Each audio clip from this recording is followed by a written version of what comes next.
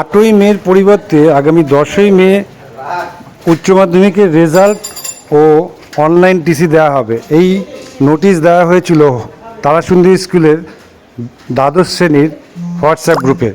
কিন্তু পরিস্থিতির চাপে সিদ্ধান্ত বদল করতে বাধ্য হলেন স্কুল কর্তৃপক্ষ।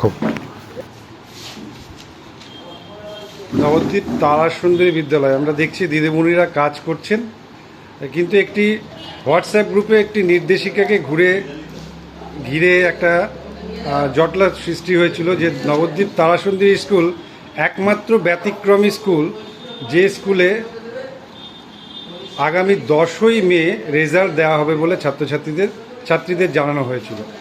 সেই মতো ছাত্রীরাও কেউ হয়তো যারা নোটিশটা খেয়াল করেননি এসছে ফিরে গেছে, বাকি অনেকেই আসেননি। তারা যেহেতু ওয়েবসাইটে রেজাল্ট জানা হয়ে গেছে, কিন্তু অনেক অভিভাবকই প্রশ্ন করছেন যে যেখানে পশ্চিমবঙ্গের সমস্ত বিদ্যালয়েই আজকে দেওয়া হচ্ছে রেজাল্ট এবং অনলাইন ট্রান্সফার, সেখানে এই বিদ্যালয় কেন পিছিয়ে? বিদ্যালয় অ্যাডমিনিস্ট্রেশনের এত ঢিলেমি মনোভাবের প্রশ্ন তুলেছে অনেকেই। আমরা ফোন করেছিলাম বিদ্যালয়ের সম্পাদককে, তিনি বিষয়টি জানেন না বলে জানিয়েছেন। আজকে যারা কাজ করছেন তাদের মুখ থেকে শুনে নিই কী হয়েছিল। দিদি, আজকে কেন রেজাল্ট দেওয়া হচ্ছে না যেখানে পশ্চিমবঙ্গের সমস্ত বিদ্যালয়ে দেওয়া হচ্ছে রেজাল্ট?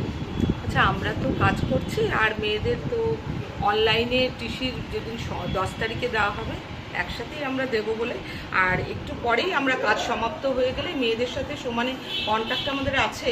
কোনো এখনও গার্জেন, আমরা 11টা থেকেই স্কুলে আছি, সমস্ত কিছু হয়ে গেলে এই মার্কশিটের যে নম্বরগুলো, আমরা যে ফর্মালিটিস আছে ওগুলো হয়ে গেলে আমরা মার্কশিট আর কিছুক্ষণের মধ্যেই দেওয়ার এইরকম ব্যবস্থা করছি। দেওয়া হবে। অনলাইন ট্রান্সফারের ব্যাপারটা তো সব স্কুলেই পেয়ে গেছে, তারাসুন্দরী এত পিছিয়ে কেন?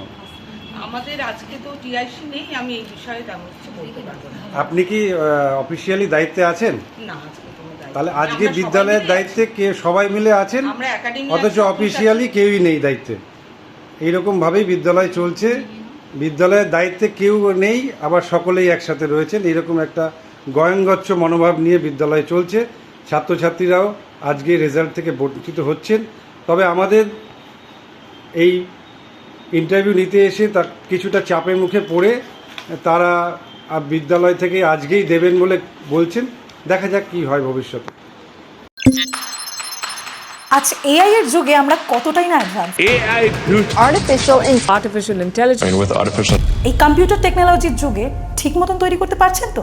চিন্তার কিন্তু কোনো কারণ নেই, কারণ এই জন্যই রয়েছে আশালয়। যেমন ধরুন, এইখানে রয়েছে কম্পিউটার অ্যাপ্লিকেশন ডিপ্লোমা, এছাড়াও এখানে রয়েছে advance information technology, financial account programming, web page designing. তাই ভাবছেন কেন? চলে আসুন নবদ্বীপ আশালয় কম্পিউটার সেন্টারে, যেখানে ভবিষ্যৎ কথা বলে।